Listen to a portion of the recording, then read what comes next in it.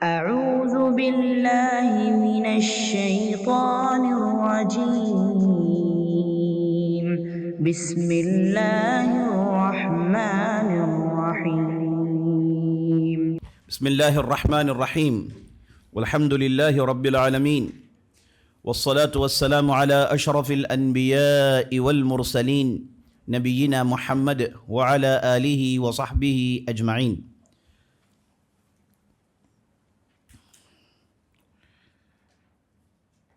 اللہ کے فضل و کرم سے اس ورکشاپ کے شروع کے 2 سیشنز پائے تکمیل تک پہنچ چکے ہیں.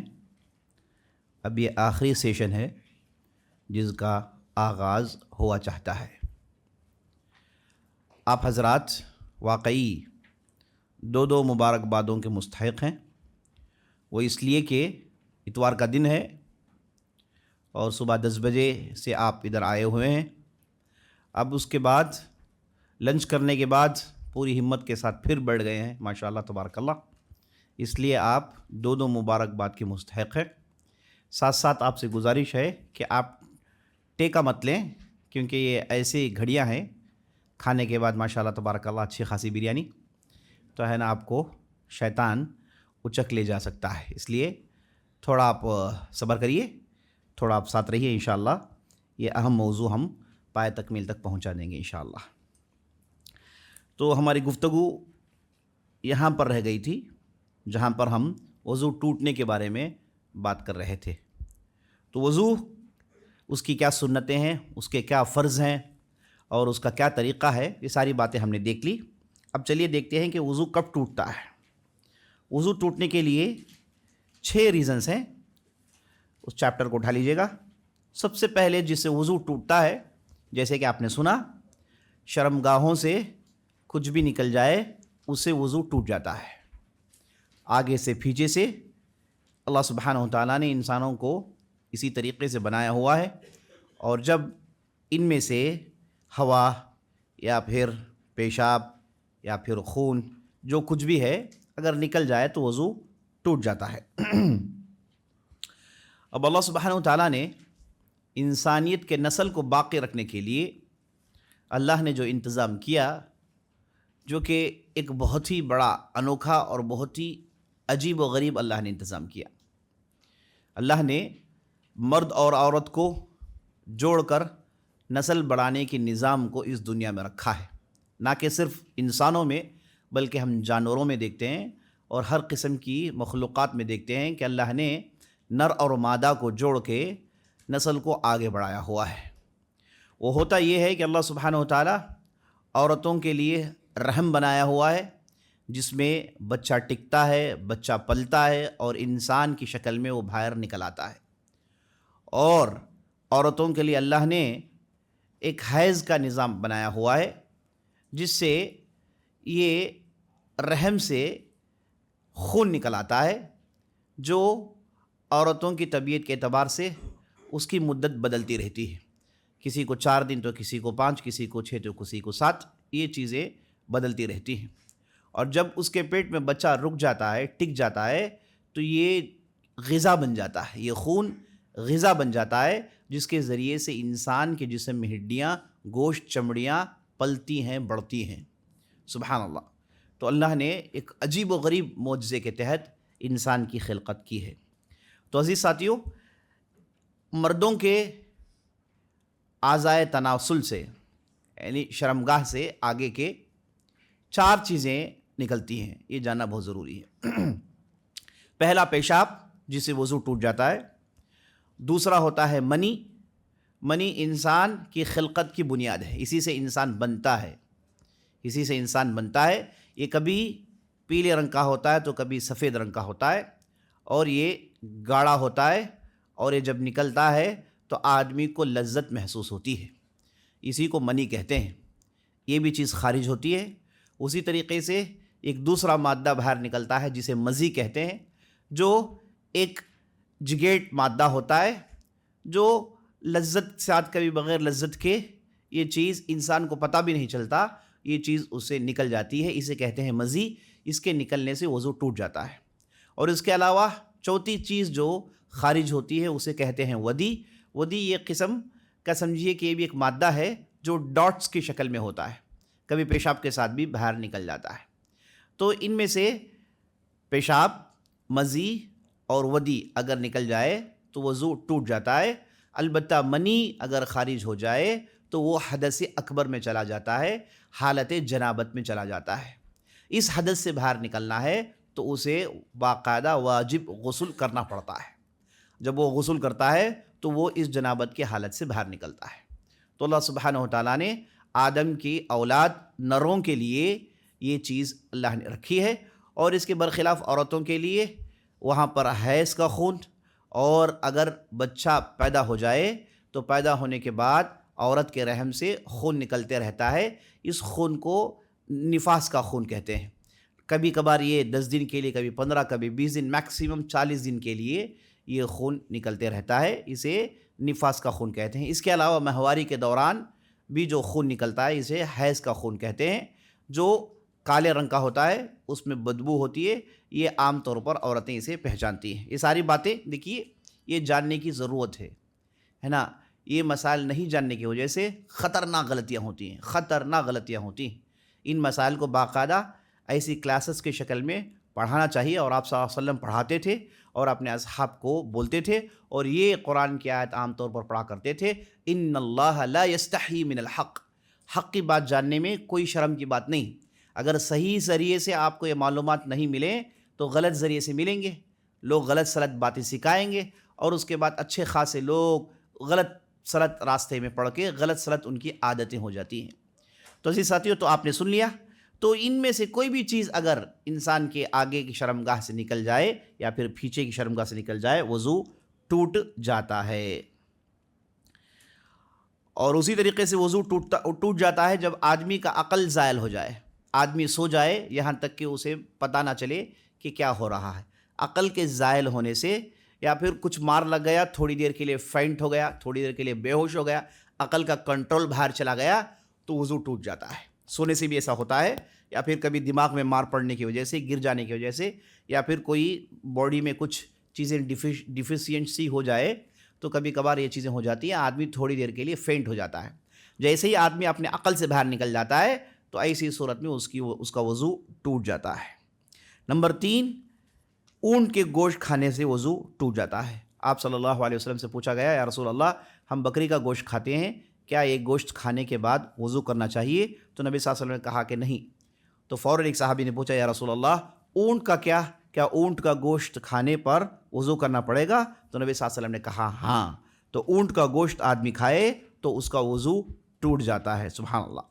دوسرے جانوروں کے گوشت کھانے سے وضو نہیں ٹوٹتا۔ تو ان چیزوں سے عزیز ساتھیوں وضو ٹوٹ جاتا ہے نا۔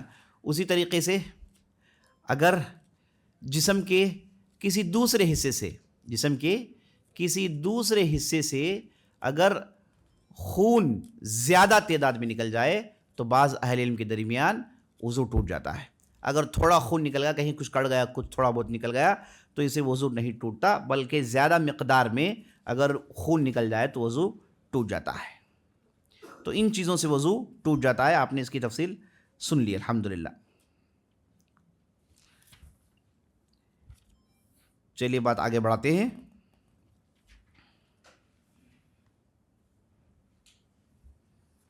اچھا، اس تعلق سے اس حدیث کو بھی سن لیجیے گا۔ آپ صلی اللہ علیہ وسلم کہتے ہیں، اذا وجد احدكم في بطنه شيئا فاشكل عليه اخرج منه شيء ام لا فلا يخرج من المسجد حتى يسمع صوتا او يجد ريحا۔ بہت ہی اہم حدیث ہے۔ آپ صلی اللہ علیہ وسلم کہتے ہیں کبھی کبھار آدمی کو ہوتا یہ ہے کہ پیٹ میں کچھ گڑبڑی ہوتی ہے، اور شیطان اسے وہاں پر وسوسے ڈالتا ہے کہ کیا مجھ سے ہوا خارج ہوا کہ نہیں ہوا، تو یہ کشمکش میں ڈالے رکھتا ہے تاکہ آدمی کو اذیت ہو۔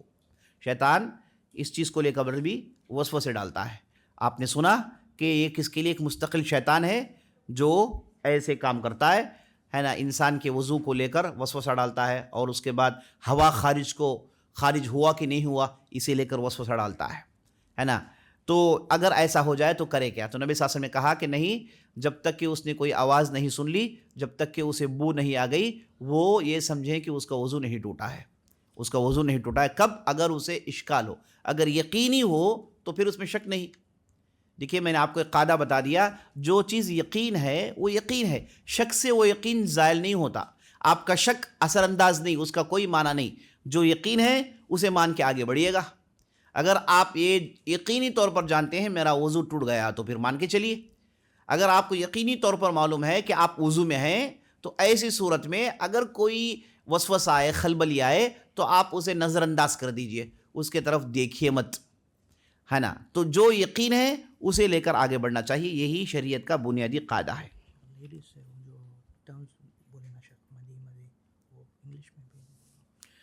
نوٹس میں ہے نا، چیپٹر نمبر کون سے چیپٹر میں ہے؟ ہاں چیپٹر نمبر 9 میں یہ دیکھیے وضو ٹوٹنے کے نلیفائرس آف وضو ہے نا، اس میں آپ دیکھیے پہلا جو کنڈیشن ہے اس میں تفصیل موجود ہے، میں نے جو بتایا یہ تفصیل اس میں موجود ہے۔ عورتوں کو لے کر اور بھی انشاءاللہ آگے ایک چیپٹر میں تفصیل آنے والی ہے انشاءاللہ۔ تو یہاں سے آپ کو پتہ چل گیا کہ وضو کیسے ٹوٹا جاتا ہے۔ اور عام طور پر لوگ پوچھتے ہیں کہ عورتیں پوچھتی ہیں کہ گھر میں اگر جھاڑو پکڑنے سے ہے نا وضو ٹوٹ جائے، گانا سننے سے وضو ٹوٹ جائے، مانیٹر دیکھنے سے وضو ٹوٹ جائے، ہے نا، یہ ساری چیزیں غلط ہیں، کرنے پر گناہ ہوگا، لیکن وضو نہیں ٹوٹتا، وضو نہیں ٹوٹتا، وضو انہی چیزوں سے ٹوٹتا ہے جس کے بارے میں آپ نے سنا ہے۔ اب چلیے نیکسٹ چیپٹر کی طرف جاتے ہیں، نہانے کے مسائل دیکھتے ہیں۔ سب سے پہلے کب نہانا واجب ہوتا ہے؟ کب نہانا واجب ہوتا ہے، اس چیپٹر کو اٹھا لیجیے گا۔ سب سے پہلے عورت ہو کہ مرد اگر منی خارج ہو جائے تو اسے جنابت کی حالت کہتے ہیں، اس پر غسل واجب ہے۔ جب تک غسل نہیں کر لیتے وہ ہے نا، نہ کوئی عبادت کر سکتے، نہ نماز پڑھ سکتے، نہ تلاوت کلام پاک کر سکتے ہیں، ہے نا۔ جو منی جو انسان سے خارج ہے، عورتوں سے بھی ہوتا ہے نا، نیند میں ہو یا پھر بیداری میں ہو، چاہے کسی بھی حالت میں ہو، اگر وہ اپنے کیریکٹرسٹکس کے ساتھ، اپنی صفات کے ساتھ خارج ہو تو اسے غسل کرنا ضروری ہے۔ اور اس کے کیریکٹرسٹکس میں نے آپ کو بتائے، اس کیریکٹرسٹک کے ساتھ اگر وہ نکلے تو اسے چاہیے کہ وہ غسل کریں۔ تو غسل واجب ہونے کے لیے پہلا منی کا خارج ہونا۔ نمبر 2، بہت سارے ایسے بھی ہوتے ہیں، شادی شدہ بھی ہوتے ہیں، انہیں مسائل معلوم نہیں ہوتے اور اس کے بعد اسی حالت میں نمازیں پڑھ لیتے ہیں۔ اور میں نے آپ کو بتایا جنابت کی حالت میں نماز پڑھنا نہ کہ صرف منع ہے بلکہ وہ چیز حرام ہے، حرام گناہ ملے گا آدمی کو۔ حائض عورت، نفاس میں رہنے والی عورت، اسی طریقے سے جنابت میں رہنے والا مرد اگر نماز پڑھے گا جانتے بوجھتے تو یہ بڑا گناہ کر رہا ہے، بڑا گناہ کر رہا ہے، اللہ حفاظت فرمائے۔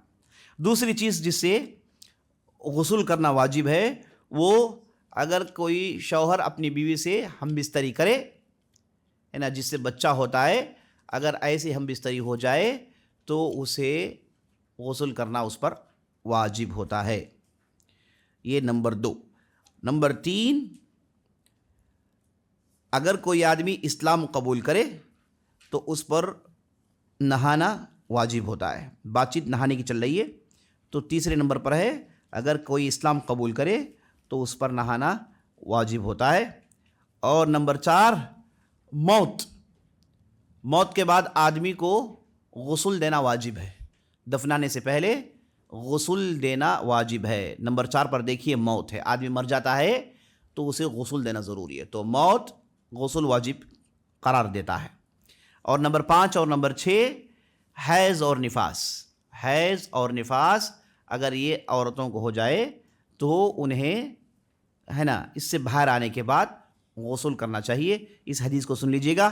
آپ صلی اللہ علیہ وسلم سے ایک صحابیہ نے پوچھا، یا رسول اللہ میں حیض آئے تو کیا کروں؟ تو آپ صلی اللہ علیہ وسلم نے کہا فَإِذَا أَقْبَلَتْ حَيْضَتُكِ فَدَعِ الصَّلَاةَ وَإِذَا أَدْبَرَتْ فَاغْسِلِي عَنْكِ الدَّمَ ثُمَّ صَلِّي۔ آپ صلی اللہ علیہ وسلم نے کہا کہ اگر حیض آ جائے تو نماز چھوڑ دینا، اگر حیض ختم ہو جائے تو صاف ہو کے نماز پڑھانا شروع کر دینا، صاف ہو کے نماز پڑھانا شروع کر دینا۔ یہ آپ صلی اللہ علیہ وسلم نے اس حدیث میں بیان کیا ہے۔ دیکھیے صحابیات اور صحابہ نبی صلی اللہ علیہ وسلم سے ان مسائل کو پوچھ کے جان لیتے تھے، کیونکہ شرمانے سے، غلطی میں شرما کے خاموش رہنے سے بدتر ہے کہ آپ ہے نا جو ہے غلطی میں پڑ جائیں سیدھے سیدھے۔ ان مسائل کو پوچھ کے اس تعلق سے جان کر عمل کرنا جو ہے بہت بہت ضروری ہے۔ تو آپ نے دیکھا کہ ان 6 چیزوں سے غسل واجب ہو جاتا ہے، 6 چیزوں سے منی کا خارج ہونا، اور اس کے بعد اور اس کے بعد عقل کا زائل ہونا، سو جانا یا پھر تھوڑی دیر کے لیے دماغ اپنے قابو سے باہر ہو جانا، اور نمبر 3 اسلام کا قبول کرنا، نمبر 4 موت، نمبر 5 حیض، اور نمبر 6 نفاس۔ یہ آخری کے 2 یہ عورتوں کے لیے خاص ہیں۔ یہ غسل کرنے کا طریقہ کیا ہے؟ غسل کرنے کا، کامل غسل کرنے کا طریقہ یہ ہے، دیکھیے غسل 2 قسم کے ہیں، ایک ہے واجب غسل اور ایک ہے سنت غسل، سنت کے مطابق۔ واجب غسل کیا ہے کہ اگر آدمی نے غسل کی نیت کی اور سارے جسم کو پانی سے بھگو لیا، غسل کی نیت کی، تالاب میں چھلانگ لگا دیا، سمندر میں چھلانگ لگا دیا، تو سارا جسم اگر پانی سے بھگ گیا تو یہ واجب غسل ہو گیا۔ اگر پراپر سنت کا غسل کرنا چاہتے ہیں تو اس کا طریقہ کیا ہے کہ پہلے آدمی نیت کرے، پھر بسم اللہ بولے اور اپنے دونوں ہاتھوں کو دھوئیں، اور اس کے بعد اپنے شرمگاہ میں جو گندگی ہے اسے پانی ڈال کے اپنے الٹے ہاتھ سے صاف کریں، اور پھر مکمل وضو کریں، اور وضو کرنے کے بعد اپنے سر میں 3 مرتبہ پانی ڈالیں، اس کے بعد اپنے کھاندے میں، اس کے بعد اس کھاندے میں، اور جب سر میں پانی ڈالے، جنابت کا غسل ہے تو سر کو اچھی طریقے سے مل کے جڑوں میں پانی پہنچانا چاہیے، جڑوں میں یعنی جو بال کے جو جڑ ہیں وہاں پر پانی پہنچانا چاہیے، اچھی طریقے سے سر کو ملنا چاہیے۔ اچھا، اگر عورت ہے، حیض کا نہانا نہا رہی ہے، نفاس کا نہانا نہا رہی ہے، تو اپنے بال، اپنے چوٹی وغیرہ کھول کے اپنے بال کے جڑوں تک پانی پہنچائے گی۔ اگر وہ جنابت کا نہانا نہاتی ہے تو ایسی صورت میں چوٹی کھولنے کی ضرورت نہیں، چوٹی کھولنے کی ضرورت نہیں، یہ عورتوں کے لیے خاص ہے۔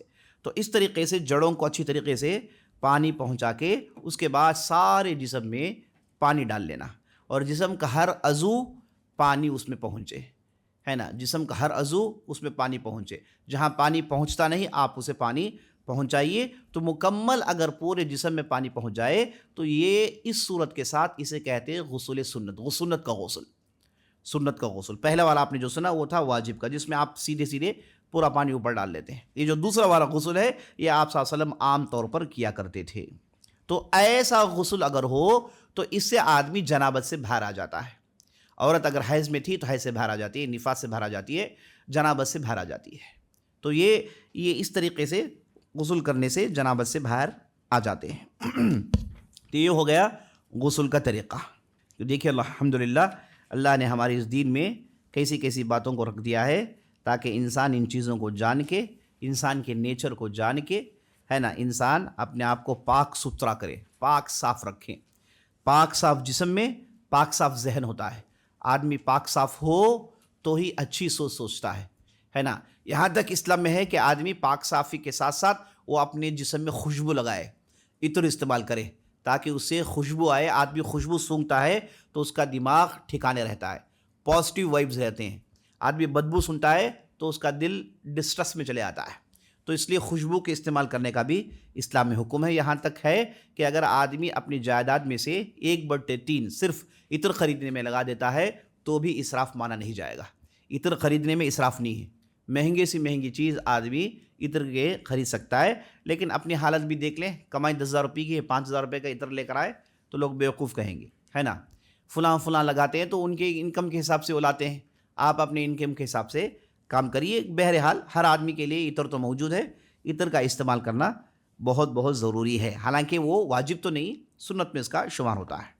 تو چلیے نیکسٹ چیپٹر کی طرف جاتے ہیں۔ نیکسٹ چیپٹر ہو گیا تیمم۔ اگر آپ کے پاس کوئی سوال ہے تو پوچھ لیجئے۔ تیمم میں بڑھنے سے پہلے ہم نے وضو دیکھ لیا، غسل دیکھ لیا، کب غسل کرنا چاہیے اور واجبات کیا ہیں، یہ ساری چیزیں ہم نے دیکھ لی، طریقہ بھی دیکھ لیا۔ چلیے پوچھیے جی۔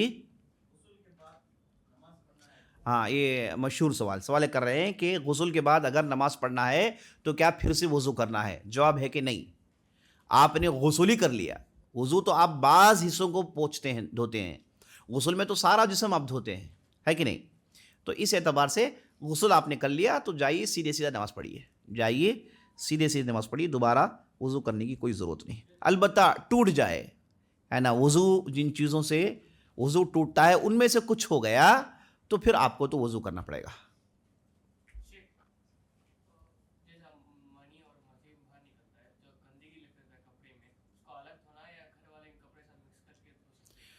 سوال یہ کر رہے ہیں کہ اگر یہ جو منی ہے، مزی ہے، یہ جو کپڑے میں لگ جاتا ہے، اسے الگ سے دھونا پڑے گا یا پھر ملا کے دھونا پڑے گا؟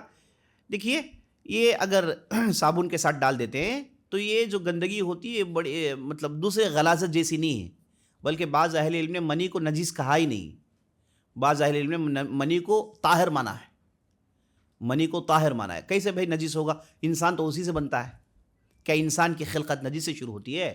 نہیں ہوتی ہے۔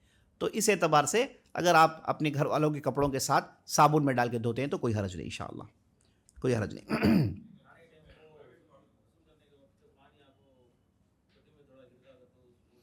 جی وہ تفصیل بھی آئے گی۔ سوال کر رہے ہیں کہ جب ہم نہاتے ہیں تو ہمارے جسم سے پانی کے قطرے کبھی بکٹ میں گر جاتے ہیں تو اس کا کیا کریں؟ کوئی حرج نہیں انشاءاللہ۔ انسان جب وضو کرتا ہے، غسل کرتا ہے، اس کے جسم سے جو پانی کے قطرے گرتے ہیں وہ نجس نہیں ہیں، وہ طاہر ہیں، وہ نجس نہیں ہیں، وہ طاہر ہیں۔ میں نے آپ کو بتایا ناک سے، منہ سے تھوک ہو گیا، رینٹ ہو گیا، بلغم ہو گیا، آنکھوں، بعض لوگوں نے پوچھا کہ آنکھوں کے آنسوں کے بارے میں کیا، یہ نجس ہے کہ طاہر ہے؟ نہیں، سب طاہر ہے، نجس نہیں ہے، یہ سب طاہر ہیں، ہے نا۔ میں نے آپ کو بتایا نجس کیا ہے؟ خون، پیشاب اور پیٹ سے نکلنے والے گندگی، پیپ، ہے نا، اور اس کے بعد خون جتنی بھی ویرائٹیز کے ہیں سارے یہ نجس ہیں۔ اور تھونک ہو گیا، رینٹ ہو گیا، آنسوں میں کے پانی ہو گئے، ہے نا، یہ سب کیا ہیں؟ نجس نہیں ہے، طاہر ہیں۔ اور انسان کے جسم سے جو پانی کے قطرے نیچے گرتے ہیں وہ نجس نہیں ہے، وہ طاہر ہیں۔ اگر وہ آپ کے بکٹ میں گر جائے تو انشاءاللہ کوئی حرج نہیں، آپ نہا سکتے ہیں۔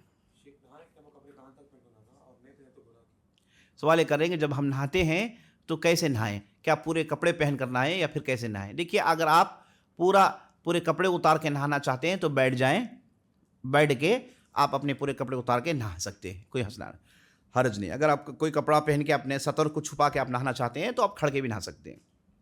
ہاں، اگر آپ ایسی حالت میں ہیں کہ آپ پورے کپڑے اتار کے نہانا چاہتے ہیں تو بیٹھ جائیں، بیٹھ کے نہائیں انشاءاللہ۔ سوال کر رہے ہیں کہ کیا شرمگاہ میں ہاتھ لگنے سے وضو ٹوٹ جاتا ہے؟ ہاں، شرمگاہ میں ہاتھ لگنے سے، ڈائریکٹ ہاتھ لگنے سے وضو ٹوٹ جاتا ہے، لیکن دوران غسل آپ کریں گے تو کوئی حرج نہیں۔ دوران غسل کیونکہ وہ غسل کا حصہ ہے تو ایسی صورت میں وضو نہیں ٹوٹتا۔ جیسے آپ ہے نا کسی کی طرف سے 2 رکعت نماز نہیں پڑھ سکتے، نہیں پڑھ سکتے، لیکن کسی کے لیے آپ حج کر سکتے ہیں، حج بدل کر سکتے ہو، وہ کسی کے لیے عمرہ کر سکتے ہیں آپ۔ تو جب آپ عمرہ حج کریں گے تو طواف کے بعد 2 رکعت نماز پڑھتے ہیں، تو 2 رکعت تو الگ سے نہیں پڑھا جا سکتا، لیکن وہ اگر حج و عمرہ میں داخل ہو گیا تو ویسی صورت میں پڑھ سکتے ہیں آپ، ویسی صورت میں۔ اسی طریقے سے آپ سیدھے شرمگاہ کو چھیئیں گے تو وضو ٹوٹ جاتا ہے، لیکن غسل کے دوران آپ چھیئیں گے تو نہیں ٹوٹتا۔ غسل کے لیے آپ، اصل مقصد کے لیے آپ کیا، اگر ہاتھ بائی مسٹیک ڈائریکٹ، بیچ میں ڈریس نہیں ہے، ڈائریکٹ شرمگاہ کو چھو جائے وضو ٹوٹ جاتا ہے۔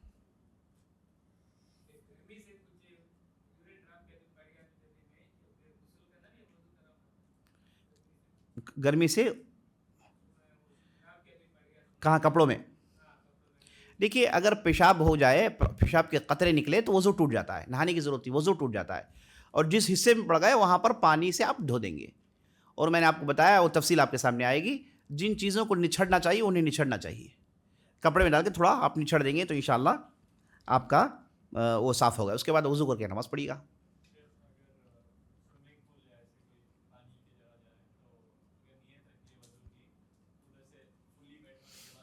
جی وہی بتاؤں میں، سوال کر رہے ہیں کہ سوئمنگ پول میں گئے ہم جو ہے نیت کر لیے کہ یہ جو ہے غسل میرے جنابت کا غسل ہے، تو اس کے بعد آپ نے پانی میں چھلانگ لگایا، انشاءاللہ وضو ہوگا آپ کا، جو ہے غسل ہو گیا، پورا جسم آپ نے بھگو لیا، آپ کا جو ہے غسل ہو گیا انشاءاللہ۔ ایک سوال کر رہے ہیں کہ منی مزی کو انگلش میں کیا کہتے ہیں؟ منی کو انگلش میں سپرم کہتے ہیں، مزی کو اس میں سیمی سپرم کہتے ہیں نا، سیمن کہتے ہیں۔ اور اس میں جو آپ کے پاس جو نوٹس ہے اس میں آپ ضرور دیکھ لیجیے گا انشاءاللہ۔ جنابت سے باہر آنے کے لیے واجب غسل ہی کرنا ہے یا پھر سنہ غسل کر سکتے ہیں؟ دیکھیے واجب غسل آپ کریں گے جنابت سے آپ باہر آ جاتے ہیں، اور جو سننے کے طریقے سے جو آپ غسل کرتے ہیں یہ ایکسٹرا ہے نا، یہ ایکسٹرا ہے، تو واجب غسل سے ہی انسان باہر آ جاتا ہے۔ تو یہ تو سوال کا جواب دے دیا گیا ہے کہ آدمی اگر پورے کپڑے اتار کے نہانا چاہتا ہے تو بیٹھ کے نہائیں انشاءاللہ۔ اگر جمعے کی نماز کا غسل ہے اور اس کے بعد حیض سے باہر نکلنے کا غسل ہے، کیا اس کے لیے 2 مرتبہ غسل کریں؟ نہیں، 1 مرتبہ آپ نیت کر لیجئے، دونوں اس میں شامل ہو جائیں گے، دونوں اس میں شامل ہو جائیں گے انشاءاللہ۔ چلیے نیکسٹ باب کی طرف جاتے ہیں، تیمم. دیکھیے اگر اللہ سبحانہ و تعالیٰ نے جو پانی اتارا ہے یہ اگر اویلیبل نہیں ہے تو ایسی صورت میں دیکھیے ہماری شریعت میں کیسی آسانی ہے. اللہ نے کہا فَإِن لَّمْ تَجِدُوا مَاءً فَتَيَمَّمُوا، اگر تمہیں پانی نہیں ملے تو تیمم کر لینا. تیمم کا مطلب ڈسٹ، مٹی کا استعمال کرنا طہارت حاصل کرنے کے لیے. اب چلیے اسے کیسے حاصل کرتے ہیں اسے دیکھ لیتے ہیں. پہلے آپ صلی اللہ علیہ وسلم نے حدیث میں ارشاد فرمایا جُعِلَتْ لِيَ الْأَرْضُ مَسْجِدًا وَطُهُورًا، میرے لیے اللہ سبحانہ و تعالیٰ نے زمین کو جہاں چاہے میں نماز پڑھ سکتے ہیں ہم مسلمان، اور مٹی سے طہارت حاصل کر سکتے ہیں. یہ ہماری اس امت کی خوبی ہے، آپ صلی اللہ علیہ وسلم کہتے ہیں. اچھا تیمم کب آپ کر سکتے ہیں؟ پہلا، جب آپ پانی نہیں پا رہے ہیں، پانی اویلیبل نہیں ہے، سفر میں ہو یا پھر اپنے علاقے میں ہو، پانی اویلیبل نہیں ہے، آپ کو وضو کرنا ہے، ایسے آپ سچویشن میں ہیں تو ایسے صورت میں آپ تیمم کر سکتے ہیں. پانی ہے لیکن پینے کے لیے، استعمال کرنے کے لیے نہیں ہے، اگر پئیں گے تو وضو نہیں کر سکتے، ایسا اگر کوئی مسئلہ ہے تو بھی آپ تیمم کر سکتے ہیں. اگر پانی استعمال کریں گے تو بیماری بڑھ جائے گی یا پھر بیماری میں پڑ جائیں گے، ایک خطرہ ہے، تو ایسی صورت میں بھی تیمم کر سکتے ہیں. ایسی اور اگر ایسا کوئی سچویشن ہے جس میں آدمی بستر میں پڑا ہوا ہے، حرکت ہی نہیں کر سکتا ہے نا، حرکت نہیں، پانی رکھا ہوا ہے لیکن حرکت نہیں کر سکتا، کوئی اس کے پاس نہیں ہے جو اسے وضو کروائے، تو ایسی صورت میں تیمم کر سکتے ہیں. تو ان سچویشنز میں تیمم کرنا جائز ہے. کتنے سچویشنز ہیں؟ 5. دیکھ لیجیے، آپ نوٹس میں ہیں، دیکھیے. پہلا، پانی نہ ہونے پر، پانی ہے لیکن بس نہیں آنے پر. تیسرا، بدن میں کوئی بیماری ہے، استعمال کریں گے پانی تو بیماری بڑھ جائے گی، یا پھر اس حالت میں ہے کہ پانی کے قریب جا نہیں سکتے، یا پھر اگر آپ پانی استعمال کریں گے تو آپ کو ہے نا، جیسے بعض لوگوں کو ہوتا ہے صبح میں اگر پانی استعمال کریں گے تو انہیں ہے نا یہ سائنس، خطرناک سائنس ہو جاتا ہے، بیماری ہو جاتی ہے اور بہت اسٹرگل کرتے ہیں، سانس وغیرہ ان کی جو ہے رکنا شروع ہو جاتی ہے. اگر کیس ہے تو کوئی حرج نہیں، انشاءاللہ تیمم کر لے سکتے ہیں. تو یہ 5 سچویشنز ہیں جہاں پر آپ تیمم کر سکتے ہیں. ان جنرل اصول یہ ہے کہ اگر آپ وضو کر رہے ہیں، بعض جگہ آپ دھو سکتے ہیں، بعض جگہ آپ دھو نہیں سکتے، کسی بھی وجہ سے، بیماری کی وجہ سے، کسی بھی جو ہے کوئی جو ہے آپ کے پاس جو ہے کوئی زخم نکل آیا ہے، یا پھر جیسے آپ بتا رہے ہیں ہے نا نزلہ ہے، فلاں ہے، تو آپ بعض حصوں کو دھو سکتے ہیں، بعض حصوں کو دھو نہیں سکتے. اگر ایسا سچویشن ہے تو جن حصوں کو آپ دھو سکتے ہیں انہیں دھوئیے، اور بقیہ حصے کے لیے آپ تیمم کر لیجیے. بقیہ حصے کے لیے آپ تیمم کر سکتے ہیں انشاءاللہ. جیسے کوئی زخم ہے، وہ آپ نے اوپر سے پٹی باندھی ہوئی ہے نا، ایک ہاتھ میں پٹی ہے، ایک ہاتھ میں پٹی نہیں ہے، تو جو ہاتھ کھلا ہے اس پر آپ وضو کر لیجیے، جہاں پٹی ہے اس کے لیے آپ تیمم کر لیجیے انشاءاللہ. یہ اسلام میں جائز ہے. تیمم کس کا کریں گے؟ مٹی کا کریں گے، ڈسٹ کا کریں گے، ہے نا. بعض لوگ ہے نا سفر میں مٹی ساتھ لے جاتے ہیں، کہتے ہیں کہ بھائی اگر نہیں ملی تو یہ سنت کے خلاف ہے نا، مٹی لینے کی جانے کی کوئی ضرورت نہیں. اب جائیے، اگر آپ کو جہاں کہیں بھی ہے وہاں کی مٹی استعمال کر لیجیے، مٹی پاک ہی ہوتی ہے. مثال کے طور پر آپ فلیٹ میں اڑ رہے ہیں ہے نا، وہاں پر آپ کو جو ہے پانی کا انتظام نہیں ہے وضو کرنے کے لیے، تو آپ کیا کر سکتے ہیں؟ اپنے پیروں کے پاس ہاتھ ڈالیے، وہاں پر آپ جو ہے جہاں پر جو دیوار ہے انہیں ٹچ کریے، آپ ڈسٹ آپ کو لگے گا، ڈسٹ مل جائے گا ہاتھ میں، تو اس ڈسٹ کو آپ لے لیجیے، دونوں ہاتھ میں لگا لیجیے. اسے آپ جو ہے جو بھی ڈسٹ ہو، جہاں کی بھی مٹی ہو، آپ اسے استعمال کر سکتے ہیں تیمم کرنے کے لیے. تیمم کا طریقہ کیا ہے؟ غور سے دیکھیے گا، کیونکہ میں نے لوگوں کو تیمم ویرائٹی سے کرتے ہوئے دیکھا ہے. ایک مرتبہ میں نے مسجد میں دیکھا کہ وہاں کے اچانک وہاں پر پانی رک گیا اور جماعت کھڑی ہو گئی، تو لوگ ہے نا مٹی کو لے کر وضو کر رہے ہیں، ہے نا. ایسے بھی ہے نا ہمارے معاشرے میں لوگوں کو دیکھا ہے. دیکھیے تیمم جو ہے آسان ہے، جہاں کہیں بھی مٹی ہے، ڈسٹ ہے، جالا لگا ہوا ہے، دھول ہے، یہ آپ کے لیے کافی ہے. اس میں آپ اپنا ہاتھ ماریے، دونوں ہاتھ ایک مرتبہ اس طریقے سے، پھر ایسے جھٹکیے، ایسے ایک مرتبہ، ایسے ایک مرتبہ، ختم. یہی تیمم ہے آپ کا، یہی تیمم ہے، اتنا ہی تیمم ہے. ماریے، یہ ایک مرتبہ ایسے، ایک مرتبہ ایسے، اس کے بعد ایسے، ختم. آپ کا تیمم ختم ہو گیا.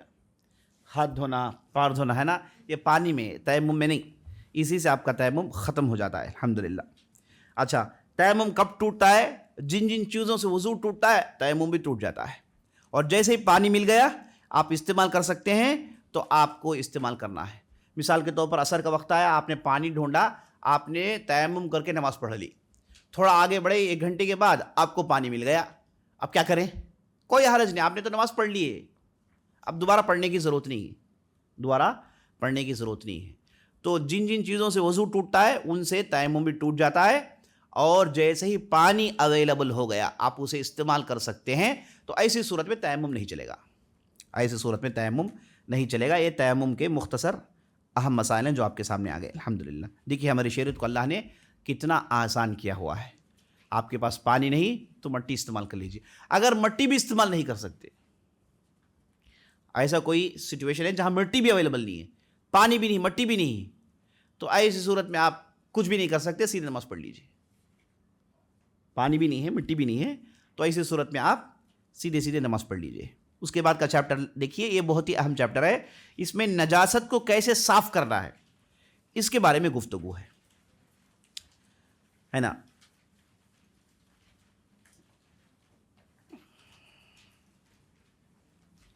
یہ بہت ہی اہم، دیکھیے اس میں یہ کہہ رہے ہیں کہ اگر نجاست زمین میں ہو، کہیں پر بھی زمین میں ہو، اسے کیسے دور کریں؟ اس میں پانی پھینک دیجئے، نجاست صاف ہو جائے گی، ہے نا۔ اگر نجاست کپڑے میں ہے اس میں پانی بہائیے، نجاست جو ہے چلی جائے گی۔ اگر آپ کے باسن رکھے ہوئے ہیں اس میں نجاست، پانی سے دھو دیجئے۔ اگر آپ کے برتن میں کتا منہ ڈال دیتا ہے، اس حدیث کو غور دیکھیے، اذا ولغ الکلب فی اناء احدکم فلیغسلہ سبعا اولاہن بالتراب، اگر کتا آپ کے برتن میں منہ ڈال دے تو 7 مرتبہ دھوئیے اور آخری مرتبہ اسے مٹی سے دھونا چاہیے۔ اب یہ جو کتا ہے، کیا صرف کتا ہے؟ کوئی دوسرا بھی جانور ہے؟ کتے کے بعد سور کا درجہ آتا ہے نا نجاست میں، اور اسی طریقے سے کتے کے ورائٹیز کے جتنے بھی آپ کے جو چیر پھاڑ کھا کے جو جانور ہیں، کارنیورز ہیں، جسے جو ہے لائن فیملی کے ہو گئے یا پھر جو ہے ڈاگ فیملی کے ہو گئے، جیسے جو ہے بھیڑیا ہو گیا، الف ہو گیا، جیسے چیٹا ہو گیا، لیپرڈ ہو گیا، ٹائیگر ہو گیا، یہ ساروں کے لیے کیا یہی حکم ہے یا پھر نہیں، یہ صرف کتے کے لیے ہے؟ حدیث میں چونکہ کتے کا لفظ آیا ہے، اور الکلب عربی زبان میں کتے کو بھی کہتے ہیں اور ان چیر پھاڑ کھانے والے جانوروں کو بھی کہتے ہیں، ان چیر پھاڑ کھانے والے جانور کو بھی کہتے ہیں۔ اس کی دلیل ہے کہ آپ صلی اللہ علیہ وسلم نے ابو جہل پر بددعا بھیجی، کہا کہ اللہم سلط علیہ کلبا من کلابک۔ ابو جہل یا پھر کوئی دوسرا مشرک تھا، ابو لہب یا پھر کوئی دوسرا مشرک تھا جس پر نبی صلی اللہ علیہ وسلم نے بددعا بھیجی، یا پھر بعض لوگ کہتے ہیں کہ ابو جہل کا لڑکے، ابو لہب کے لڑکے تھے۔ بہرحال جو ایک مشرک پر آپ صلی اللہ علیہ وسلم نے بددعا بھیجی، کہا کہ اے اللہ اس پر تیرے کتوں میں سے کتے کو مسلط کر دے۔ تو ہوا یہ کہ یہ ایک سفر میں جا رہا تھا، تو اسے معلوم ہوا کہ نبی صلی اللہ علیہ وسلم بددعا بھیجی، معلوم ہے کہ نبی صلی اللہ علیہ وسلم بددعا لگتی ہے، تو وہ اپنے لوگوں کے بیچ میں سو گیا اور لوگوں سے کہا کہ لوگوں میری حفاظت کرو۔ تو جب رات میں سب سو گئے تو اچانک وہاں پر ایک شیر آیا، چھلانگ لگا کے اس آدمی کو وہ چیر پھاڑ کے کھا گیا۔ تو کھانے والا کون تھا؟ شیر۔ اور دعا کس کی تھی؟ ہاں، تو اہل علم نے کہا کہ نبی صلی اللہ علیہ وسلم نے یہاں پر کلب کا لفظ استعمال کیا۔ کلب ہر وہ جانور کو کہتے ہیں جو اپنے ناخنوں کو، اپنے دانتوں کو استعمال کر کے شکار کرتا ہے، کھاتا ہے، پیتا ہے۔ تو اس اعتبار سے آپ دیکھیں گے تو جو کچھ بھی یہ کتے کی ویرائٹی میں ہے، الف ہو گیا، اس کے بعد اس کے ویرائٹی ہو، اور اس کے بعد یہ شیر ہو گیا، لیپرڈ ہو گیا، یہ پینتر ہو گیا، جو کچھ بھی ہے سب اس میں شامل ہیں۔ سب اگر آپ کے برتن میں منہ ڈال دیں تو آپ کو یہی کرنا ہے، آپ کو یہی کرنا ہے۔ یہ ایک مختلف فی مسئلہ ہے، ابھی بلی کی بات آئے گی۔ اور بعض علم نے کہا کہ نہیں، اس میں لفظ کتے کا ہے تو کتے کے لیے، دوسروں کے لیے ایک مرتبہ دھو دیجیے کافی ہے۔ ایک دو ٹائپ کے اوپینینس ہیں۔ یہ جو پہلے والا اوپینین ہے جس میں جو ہے لفظ کتے کا اطلاق دوسرے جانوروں پر بھی ہوتا ہے، یہ ہمیں صحیح دکھتا ہے، واللہ عالم۔ اب جب آپ چیزوں کو دھوتے ہیں، دیکھیے اس میں چیزوں کو دھونے کے 3 ویرائٹیز بتاتے ہیں، ہے نا۔ پہلے کہتے ہیں کہ جسے آپ نچھڑ سکتے ہیں، جیسے ہو گیا کپڑا، اسے نچھڑنا چاہیے، پانی ڈال کے اسے نچھڑنا چاہیے۔ اب جسے آپ نچھڑ نہیں سکتے، جسے آپ اوپر نیچے کر سکتے ہیں، جیسے جو ہے چمڑا ہوگا، چمڑے کو نچھڑ نہیں سکتے آپ، چمڑے کو آپ اوپر نیچے کر سکتے ہیں، اتھل پھتل کر سکتے ہیں، جس سے اس کی نجاست چلی جاتی ہے، وہ اسے کرنا چاہیے۔ اور بعض ایسے ہوتے ہیں جنہیں آپ اس طریقے سے اوپر نیچے نہیں کر سکتے، نہ نچھڑ سکتے ہیں، تو ایسی صورت میں کوئی ایک دوسرا ذریعہ اختیار کریں جس سے اسے وہ گندگی کا پانی نکل جائے۔ اگر کوئی آپ اوپر ویٹ رکھتے ہیں، ویٹ کی وجہ سے وہ پانی اس کا نکل جاتا ہے، جو بھی دنیا میں ذرائع ہیں جس سے اس سے یہ گندگی دور ہو جا سکتی ہے وہ استعمال کرنا چاہیے. تو ان 3 طریقے سے آپ گندگی کو دور کر سکتے ہیں.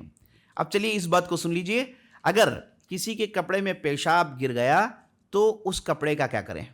دیکھیے, اگر یہ پیشاب مرد کا ہے, عورت کا ہے, بچی کا ہے, تو یہ عام پیشابوں کی طرح ہے, اسے آپ دھوئیں گے, اس میں پانی بہائیں گے. اگر ایسے مرد بچے کا ہے جو ابھی غذا کھانا نہیں شروع کیا, وہ ماں کے دودھ میں چل رہا ہے, اگر ایسا مرد بچہ ہے, اس کا پیشاب کپڑے میں گر جائے تو پانی چھڑکنا کافی ہے, پانی چھڑکنا کافی ہے. اس کے علاوہ اڈلٹ مرد, اڈلٹ عورت اور بچی, ان تینوں کے پیشاب کا ایک ہی حکم ہے. ان پیشاب اگر آپ کے کپڑے میں پڑ جائے تو آپ کو پانی بہانا ہے, چھڑکنے سے کام نہیں چلے گا, چھڑکنے سے کام نہیں چلے گا. چھڑکیں گے کب؟ اس مرد بچے کے پیشاب کے لیے جس نے ابھی غذا نہیں شروع کیا, ماں کے دودھ میں چل رہا ہے, اس مرد بچے کے لیے حکم ہے. اس کی بھی تفصیل آپ کو یہاں پر دکھ رہی ہے. تو یہاں پر دیکھیے, آپ نجاست کے 3 قسم بتائے ہیں. کہتے ہیں کہ نجاسہ مغلظہ جیسے کتے اور دوسروں کی نجاست ہے, اور اس کے بعد نجاسہ مخففہ جیسے مرد بچے کا, ابھی چھوٹا سا بچہ ہے اس کے پیشاب کا ہے. اس کے علاوہ دوسرے نجاسات ہیں, اس کے علاوہ دوسرے نجاسات ہیں, ان کا ایک ہی حکم. اچھا, اب جو جانور ہیں ان کا پیشاب ہے, ان کا گوبر ہے, کیا یہ نجس ہے یا پھر طاہر ہے؟ اس کے لیے اصول یاد رکھ لیجیے آپ. جس جانور کا گوشت آپ کھانا آپ کے لیے حلال ہے, اس کا گوبر, اس کا پیشاب نجس نہیں ہے. جو جانور آپ کھا سکتے ہیں حلال ہے, اس کا پیشاب اور اس کے مینگیاں ہو یا پھر گوبر ہو, وہ نجس نہیں ہے, وہ طاہر ہے. جیسے بکرا, گائے, اونٹ ہے نا, جنہیں کھا سکتے ہیں آپ, ان کی جو مینگیاں ہیں وہ اگر آپ کے کپڑے میں گر گیا, آپ نے جھٹکا اور اس کے نماز کے لیے کھڑے ہو گئے, دھونے کی ضرورت نہیں ہے, کیونکہ یہ کیا ہے؟ طاہر ہے, نجس نہیں ہے. اور آپ صلی اللہ علیہ وسلم مدینے میں مسجد بننے سے پہلے آپ صلی اللہ علیہ وسلم یہ جو بھاڑا ہوتا ہے نا جس میں بکریاں ہوتی ہیں, ان میں نماز پڑھتے تھے, اس میں نماز آپ صلی اللہ علیہ وسلم پڑھتے تھے. بعد میں مسجد کے لیے جگہ کا انتظام ہوا. تو یہاں پر یہ بات آپ کو یاد رکھنی چاہیے, یہ قاعدہ آپ یاد رکھیے گا, ہے نا. جس کا گوشت حلال ہے, اس کا گوبر ہو اور اس کا پیشاب ہو, یہ نجس نہیں ہے. بلکہ آپ صلی اللہ علیہ وسلم نے بعض سیناریوز میں اونٹ کا پیشاب اور اس کا دودھ پینے کا بھی حکم دیا ہے. بعض قبیلے والے آئے, ان کے جسموں میں عجیب و غریب بیماریاں آ گئی تھیں مدینے میں آنے کے بعد. تو نبی صلی اللہ علیہ وسلم نے کہا کہ بھائی انہیں لے جاؤ مدینے کے باہر, آب و ہوا اچھی ہوگی, اور انہیں وہاں کے اونٹ کا دودھ اور پیشاب پلاؤ. تو یہ لوگ گئے, قبیلے, انہیں جو ہے عقل و عرینہ کہا جاتا ہے. انہیں ایک صحابی لے کر گئے, انہیں سب کچھ پلایا, تو وہ لوگ درست ہو گئے چند دنوں میں, سبحان اللہ. بعد میں بعض لوگ آئے, ان پر حملہ کیا, وہ الگ موضوع ہے. تو بہرحال, تو نبی صلی اللہ علیہ وسلم نے جب آپ پیشاب پینا, دودھ پینے کا حکم دیا تو پھر طاہر ہی ہے, اونٹ پاک صافی ہے. اگر نجیس ہوتا تو آپ صلی اللہ علیہ وسلم اسے پینے کا حکم نہیں دیتے. اچھا, اب یہاں پر نبی صلی اللہ علیہ وسلم نے جب یہ بات بتائی تو نبی صلی اللہ علیہ وسلم سے پوچھا گیا کہ یہ بلیوں کا کیا؟ بلی کے گوشت تو کھاتے نہیں ہم تھوڑی وہ لوگ ہیں جو بلیوں کے گوشت کھائیں, کتے گوشت کھائیں گے, ہم تو کھاتے نہیں ہیں. تو بلیوں کے تعلق سے یہ کہا گیا نبی صلی اللہ علیہ وسلم, انہا من الطوافین علیکم الطوافات, یہ جو بلیاں ہیں آپ کے یہاں گھومتی رہتی ہے, تو انشاءاللہ اس کا پیشاب ہو گیا, اس کی گندگی ہو گئی ہے نا, یہ آ کے طاہر میں شمار ہوگا, نجس میں شمار نہیں ہوگا. البتہ کتا کا تو الگ حکم ہے, کتے کا تو پورے کا پورا نجس ہے. بلی کے لیے ایکسیپشن ہے, بلی کے لیے ایکسیپشن ہے کہ آپ کے گھر میں وہ آتے جاتے رہتے ہیں, کہیں پیشاب کر دیا, کہیں کچھ کر دیا, تو آپ نے اسے صاف کر دیا, وہ نجس نہیں ہے, وہ نجس میں شمار نہیں ہوتے انشاءاللہ. اچھا, اب سوال یہ پیدا ہوتا ہے دوسرا جس کے تعلق سے اس میں ذکر موجود ہے, اگر بلی آپ کے برتن میں منہ ڈال دے تو اس کا کیا کریں گے آپ؟ تو اسے کہتے ہیں اگر بلی کا منہ اگر کسی برتن میں پڑ گیا تو انشاءاللہ وہ پانی نجس نہیں ہوتا, وہ پانی نجس نہیں ہوتا. جو بھی جانور اس کا گوشت حلال ہے, اس نے آپ کے برتن میں منہ ڈال دیا, وہ اس نے دودھ پی لیا یا پھر اس نے آپ کے اس میں پانی پی لیا, تو انشاءاللہ کوئی حرج نہیں, کوئی حرج نہیں. ان کا جو یہ حصہ جو بچا کے حصہ ہے وہ طاہر ہی ہوتا ہے. اسی طریقے سے گدھے کا گوشت تو حرام ہے, تو پھر اس کا گوبر اور اس کا پیشاب بھی نجس ہے. البتہ جو اس کا منہ ہے, اس کے منہ سے جو کف نکلتا ہے, تو یہ جو کف اگر آپ کے اوپر اڑ گیا تو انشاءاللہ کوئی حرج نہیں. اگر آپ گدے میں سوار ہیں, کیونکہ اس زمانے میں گدے کی سواری ہوتی تھی, ہے نا, گدھا جو ہوتا ہے وہ بیوقوف ہے لیکن سواری اس کی بڑی اچھی ہوتی ہے نا. وہ اس کے اگر بارش پڑ گئی, اس کا چمڑا گیلا ہو گیا, اس کے چمڑے گیلے ہونے کی وجہ سے آپ کے کپڑے گیلے ہو گئے, تو اس کے لیے الگ سے دھونے کی ضرورت نہیں ہے. اچھا, یہاں پر عام طور پر لوگ یہ مغالطے میں ہوتے ہیں کہ کیا کتا لگ گیا, کتے کا منہ نہیں, کتا لگ گیا تو پھر کیا مجھے کپڑا دھونا ہے؟ تو دھونے کی ضرورت نہیں ہے. کتے کا منہ نجس ہے, اگر اس کے منہ سے کف گر گیا تو آپ اسے دھوئیے, یا پھر پیشاب لگ گیا, دوسری کوئی چیز لگ گئی تو اسے دھوئیے. کتا, سوکھا ہوا کتا آپ کو لگ کے چلا گیا تو کوئی نجس کچھ ٹرانسفر ہوا ہی نہیں ہے. البتہ اگر کتا اگر گیلا ہے, بارش میں وہ بھیگا ہوا ہے, تو وہ آپ کے کپڑے کو لگ گیا تو ہو سکتا ہے کہ اس نے تھوڑی نجاست پاس کر دی ہو, تو جہاں لگ گیا وہاں تک آپ دھو سکتے ہیں. اگر کتا سوکھا ہوا ہے, اس کا باڈی آپ کو لگ گیا تو پھر جو ہے نجس ہرگز نہیں ہے. یہ بھی ایک کنفیوژن ہے, تو اسے بھی آپ سمجھ لیجئے گا. تو اس اعتبار سے یہ آپ کو معلوم ہو گیا کہ بلی اگر آپ کے برتن میں منہ ڈال دے, بلی آپ کے آس پاس گھومتی رہتی ہے, تو ان چیزوں سے وہ کیا ہے, نجس نہیں ہے, اسے آپ استعمال کر سکتے ہیں انشاءاللہ. تو یہاں پر یہ چیپٹر ختم ہوتا ہے. موضوع سے کچھ سوال پوچھنا تو پوچھ لیجیے گا انشاءاللہ. اونٹ کا گوشت, ہاں اونٹ کا گوشت کھائیں گے تو وضو ٹوٹ جائے گا. البتہ اونٹ کا گوشت ہو گیا, اس کا پیشاب ہو گیا, اس کا گوبر ہو گیا, یہ سب کیا ہے, نجس نہیں ہے. ابھی آپ نے سنا قاعدہ جو یہ کہتا ہے کہ جس کا آپ گوشت کھاتے ہیں اس کا گوبر ہو گیا, اس کا پیشاب ہو گیا, یہ نجس نہیں ہے. چلیے آخری باب کی طرف آگے بڑھتے ہیں. جی,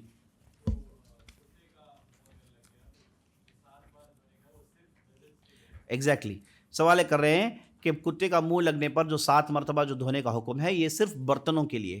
آپ کے کپڑے میں اس نے منہ ڈال دیا, یا پھر اس کے منہ سے کف نکل کے آپ کے کپڑے میں گر گیا, تو وہ تو نجس ہے, اسے تو آپ صاف کریں گے, لیکن 7 مرتبہ پھر مٹی میں, ایسی کوئی ضرورت نہیں. یہ صرف ویزلز کے لیے ہے.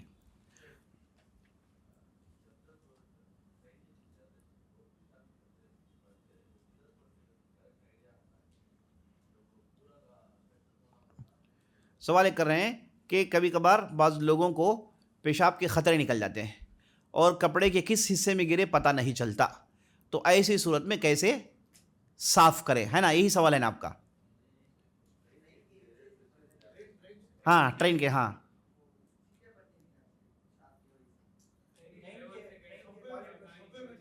او سبوے میں, ہاں آپ کو کیسے معلوم پیشاب کے بول کر؟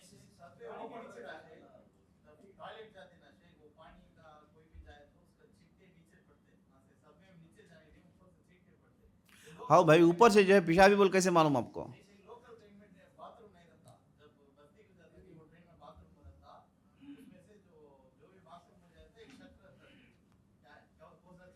میں آپ سے پوچھ رہا ہوں کہ ٹرین جو ہے لوکل ہو انٹرنیشنل جو یہ جو آپ کے اوپر جو پانی گرتا ہے سب وے سے, یہ آپ کس نے بتایا کہ پیشاب ہے؟ بارش کا پانی بھی ہو سکتا ہے, یا پھر پانی کی ٹنکی گئی تو گر گیا ہے.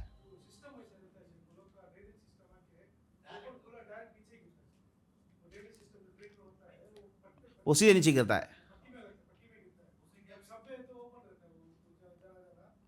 آپ پٹی میں کیوں چلتے ہیں؟ آپ پٹی کے نیچے آپ بیک میں گئے. دیکھیے, ایک مرتبہ ابن عمر رضی اللہ عنہ مدینے کے ایک سڑک میں جا رہے تھے تو اوپر سے پانی گرا. فوراً گھر سے ایک صاحب آئے اور وہ کچھ بولنا چاہ رہے تھے. ابن عمر نے کہا کہ کچھ مت بولو, جاؤ اندر. وہ نماز پڑھنے چلے گئے, ہے نا, کچھ چلے گئے. تو جو ہے وہ آپ غیر ضروری پوچھ کے, غیر ضروری دماغ لگا کے, یہ ایسے ہو سکتا ہے, ایسے ہو سکتا ہے, اگر آپ اتنی بال کی کھال نکالیں گے وضو کریے, ہے نا. آپ نارمل جا رہے ہیں, آپ کو کچھ گر گیا ہے, جب میں نے آپ کو کیا کہا, یقین یقین ہے, اسے شک زائل نہیں کرتا. یہ جو پانی گرا ہے, کیا آپ کو یقین ہے کہ یہ گندا پانی ہے؟ پانی اگر گندا نہیں ہے تو ڈیفالٹ پانی کا پوزیشن کیا ہے؟ صاف ہے, تو ہم اسے مان کر چلیں گے. یقین یہاں ہے کہ پانی صاف ہے. اگر آپ کو معلوم ہو کہ بھائی ٹرین کا فلاں کنیکشن گیا, وہاں وہ گرتا ہے, وہاں یہ پانی گرتا ہے, تو پھر آپ جائیے وضو کریے یا پھر کپڑے صاف کریے. میں تو یہ کہوں گا کہ بھائی میرے اوپر گرا تو میں کہوں گا السلام علیکم, جا کے نماز پڑھوں گا میں, اگر مجھے کوئی بو آئے، کچھ مجھے دکھے، الگ بات ہے، اور عام طور پر پانی کے طور پر تو پانی ہی مانوں گا میں، اسے میں پانی مانوں گا، کیونکہ پانی کا ڈیفالٹ پوزیشن کیا ہے؟ پاک ہے، انلیس اینڈ انٹل آپ کو یہ معلوم نہ ہو جائے کہ یہ گندا ہے. ٹھیک ہے، یقین ہی کو مان کر چلنا چاہیے انشاءاللہ. ہاں موتا، ہاں جی، دیکھیے میت کو غسل دینا، میت کے ساتھ کھڑنا، جنازے کو اٹھانا، دفن کرنا، یہ ساری چیزوں میں وضو ٹوٹتا نہیں ہے. مستحب ہے کہ آپ ایک مرتبہ وضو کر لیں اس کے بعد، مستحب ہے. مستحب کیا ہے؟ مندوب ہے، کریں گے تو ثواب ملے گا، چھوڑیں گے تو کوئی حرج نہیں. ٹھیک ہے کہ نہیں ہے؟ اس کا حکم مستحب کا ہے. آپ میت کے ساتھ رہے، میت کو آپ نے نہلایا، دفنایا، کفنایا، ہے نا، یہ ساری حالتوں میں اگر آپ وضو کر لیتے ہیں تو آپ کے لیے مستحب ہے، کوئی حرج نہیں انشاءاللہ. اگر میت سے آپ کو کوئی خون گر گیا، کوئی دوسری گندگی گر گئی، وہاں تک آپ صاف کرنا ضروری ہے انشاءاللہ.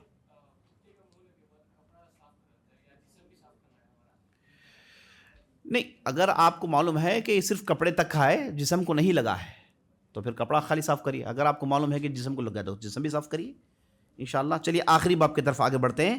یہ باب ہو گیا خالص عورتوں سے متعلق.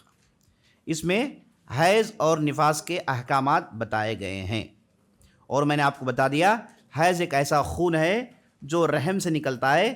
اللہ سبحانہ و تعالیٰ کی حکمت تھی کہ اللہ نے انسان کو ماں کے پیٹ میں غذا کا انتظام کرنا تھا، تو اللہ نے عورتوں کے لیے سسٹم بنایا ہے نا. یہ ظاہری طور پر یہ سسٹم گندا لگتا ہے، جبکہ ہر انسان اسی سے انسان بنتا ہے ماں کے پیٹ میں، اسی لیے جو عورت اگر وہ حاملہ ہو جائے تو اسے حیض نہیں آتا. اگر وہ دودھ پلاتی ہے تو اسے حیض نہیں آتا. کیوں نہیں آتا؟ یہ خون دودھ میں کنورٹ ہو جاتا ہے، یہ خون دوسری غذا میں کنورٹ ہو جاتا ہے. اللہ نے آدم کی بیٹیوں کو اس طریقے سے بنایا ہے تاکہ نسل آگے بڑھے، ہے کہ نہیں؟ تو چلیے اس کے چند احکامات جان لیتے ہیں. پہلا، جو عورت حائضہ عورت ہوتی ہے، نہ وہ روزہ رکھے گی، نہ وہ نماز پڑھے گی. نہ وہ روزہ رکھے گی، نہ وہ نماز پڑھے گی. اگر اسے روزہ چھوٹ جائے تو حیض کے بعد قضا روزے رکھے گی، قضا نماز نہیں پڑھے گی. جو نمازیں چھوٹ گئیں حیض کے دوران، ماہواری کے دوران، ان کا قضا نہیں کرے گی، لیکن جو روزے چھوٹ گئے ان کا قضا کرے گی. یہ کیوں؟ یہ اللہ کا حکم ایسے ہی ہے. کیونکہ اگر انہیں نماز کے قضا کا حکم دیا جائے تو بڑی دقت ہو جائے گی. البتہ روزے رمضان کے واجب 1 مہینے کے ہوتے ہیں، یہ سال بھر میں وہ رکھ لے سکتی ہے، اس لیے اللہ نے ان کے لیے آسانی پیدا کی ہے. اور اسی طریقے سے حائض عورت نہ طواف کرے گی، نہ مسجد میں بیٹھے گی، نہ قرآن پڑھے گی، اور شوہر اس کے قریب جانا شوہر کو منع ہے جب تک کہ وہ نہا دھو کے پاک صاف نہ ہو جائے. اللہ نے قرآن میں ارشاد فرمایا یسألونک عن المحیض قل هو اذى فاعتزلوا النساء في المحيض ولا تقربوهن حتى يطهرن فاذا تطهرن فأتوهن من حيث امركم الله. اے نبی صلی اللہ علیہ وسلم، آپ سے لوگ آ کے اس حیض کے بارے میں پوچھتے ہیں تو کہہ دیجئے یہ قسم کی عورت کے لیے دقت ہے، یہ قسم کا نجس ہے جو عورت کے جسم سے نکلتا ہے. اگر ایسا ہو جائے تو عورتوں کے قریب مت جاؤ یہاں تک کہ وہ نہا دھو کے صاف نہ ہو جائیں، طہارت حاصل نہ کر لیں، ہے نا. یہ جو ہے اسلام کا حکم ہے. اگر کوئی شادی شدہ آدمی ہے حالت حیض میں، ایسا نہیں کہ عورت کو جو ہے گندا سمجھ کے، جیسے یہود اور دوسرے لوگ کرتے ہیں. ان کے لیے تو گھر میں ایک الگ کمرہ ہوتا ہے، عورتوں کو وہاں ڈال دیتے ہیں، ان کے قریب جانا گندا سمجھتے ہیں.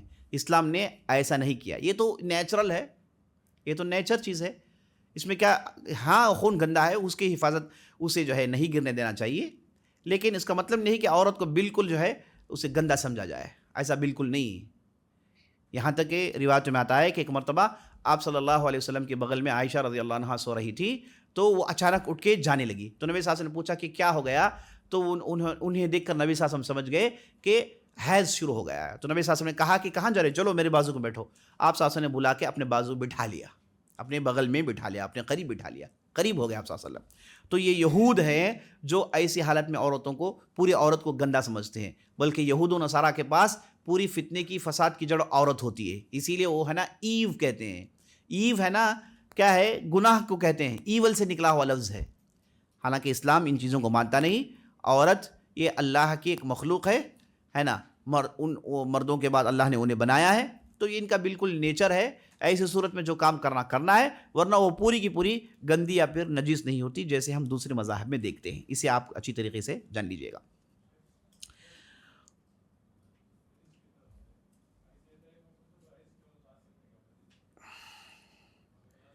سوال کر رہے ہیں کہ ایسے کلاسز میں کیا عورتیں حیض کی حالت میں مسجد میں آ سکتی ہیں؟ دیکھیے ہمارے مسجد میں کمرے بنائے ہوئے ہیں، وہ ہے نا مسجد کا حصہ نہیں، وہاں پر ایسی حالت میں بیٹھ کر وہ سن سکتی ہیں. اور میں نے آپ کو پہلے بتا دیا تھا کہ آدمی جنابت کی حالت میں ہو یا پھر عورت حیض و نفاس کی حالت میں ہو، اگر وہ مسجد میں بیٹھنا چاہتی ہے تو وضو کر کے بیٹھ سکتی ہے.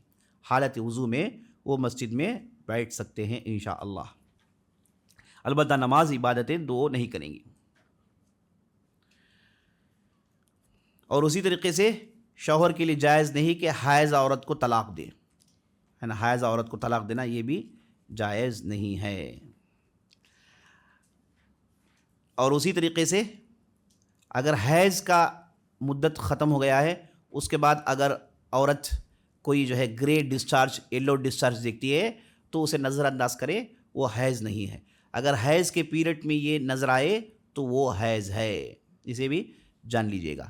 اس تعلق سے ایک اہم حکم کا ذکر کر رہے ہیں کہ اگر عورت شام کے وقت اسے حیض شروع ہو گیا، مثال کے طور پر وہ غروب ہونے سے پہلے، مغرب سے پہلے حیض شروع ہو گیا ہے نا، اگر اس نے ظہر اور عصر نہیں پڑھا ہے تو یہ بعد میں اس کا قضا کرے گی، بعد میں اس کا قضا کرے گی.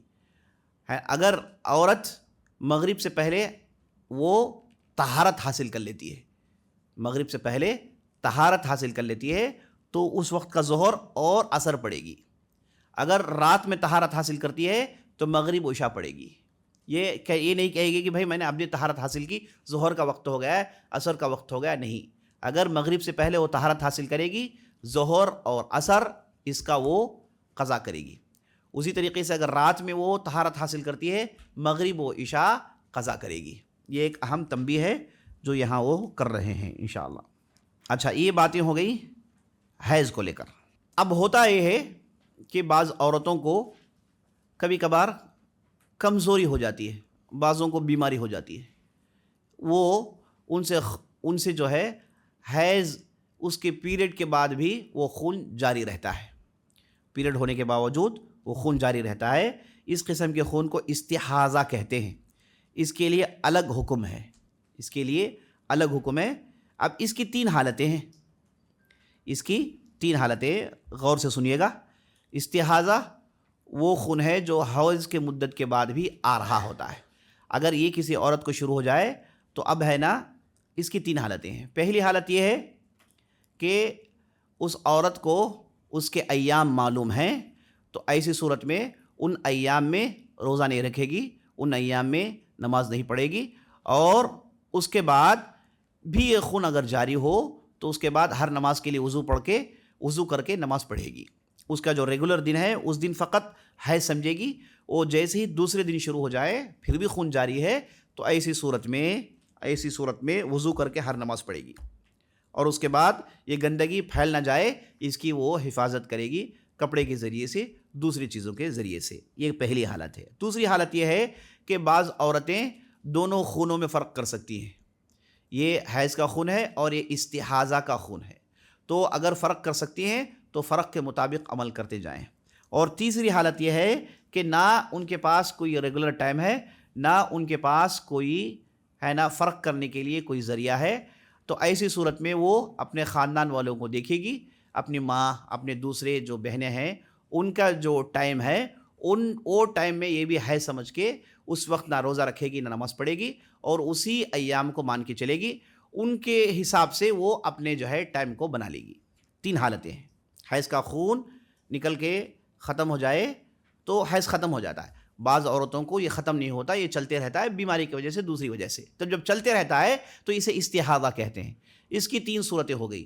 پہلی صورت میں نے آپ کو بتا دی کہ اس کے ایام معلوم ہیں، تو ان ایام میں نہ روزہ رکھے گی نہ نماز پڑھے گی.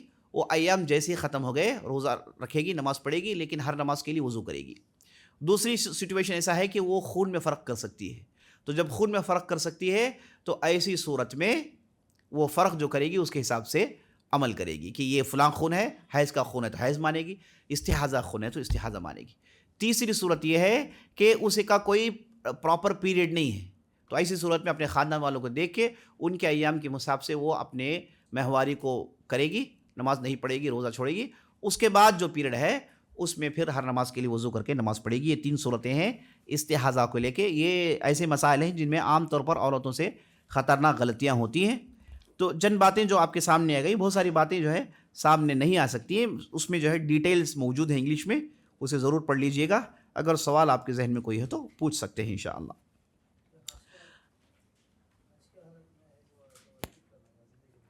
سوال کر رہے ہیں کہ حج کے دوران اگر حیض آ جائے تو عورت کیا کرے گی؟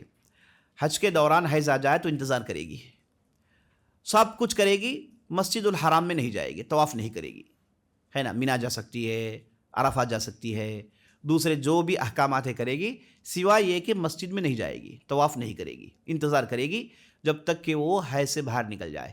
حیض سے باہر نکل گئی تو جائے گی، طواف کر کے اپنا حج پورا کرے گی انشاءاللہ۔ اچھا، اگر عورت کو استحاضہ آ جائے تو اسے کیا کرنا چاہیے، ہے نا، اسے کیا کرنا چاہیے؟ تو جیسے آپ کو بتایا گیا اس کے حساب سے وہ عمل کرے گی، اور ہے نا، اس سے یہ جو گندگی ہے یہ کہیں نیچے نہ گر جائے، اس کی وہ بھرپور حفاظت کرے گی، اور ہر بار وضو کرے گی نماز کے لیے، ہر بار وضو کرے گی نماز پڑھنے کے لیے، ہے نا، یہ ان سے ریلیٹڈ احکام ہے۔